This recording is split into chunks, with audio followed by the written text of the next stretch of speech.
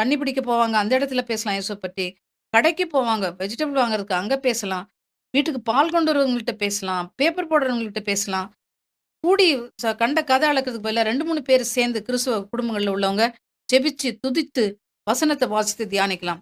இப்படியெல்லாம் நம்ம செய்யும்பொழுது, ஆண்டவருக்கு உயிருள்ள சாட்சிகளாக மாறுகிறோம். அல்லேலூயா! அல்லேலூயா! ஹalleluya. அன்பார்ந்தவர்களே, இதுவரைக்கும் இறைவார்த்தை கேட்டுக்கொண்டிருக்கிற உங்கள்ல யாருக்காவது, இன்னும் நற்செய்திய போதிக்கணுன்ட்டு எனக்கு ஆசையே வந்ததில்ல அப்டின்ட்டு நீங்க சொன்னாலும், நற்செய்தி இன்னும் போதிக்கவே இல்ல அப்டின்னு நீங்க சொன்னாலும், நற்செய்தி பிறருக்கு சொல்றேன். ஆனா, மனமாற்றம் ஒண்ணும் இல்ல அப்டின்னு சொன்னாலும், எனக்கு அன்பார்ந்தவர்களே, நீங்க இன்னும் முழுமையாக ஆவியின் அபிஷேகத்துக்குள்ள வரலன்னு அர்த்தம். இன்னும் நீங்க நிறைவான மகிழ்ச்சியினால் நிரப்பப்படல என்று தான் அர்த்தம். அன்பார்ந்தவர்களே, நீங்க வந்து அவதைரியப்பட வேண்டாம். பாவ அறிக்கை செய்து, நீங்க உங்க உள்ளத்த பரிசுத்தப்படுத்துங்க. பாவ மன்னிப்பு நிச்சயத்தை நீங்க பெற்றுக்கொள்ளுங்க.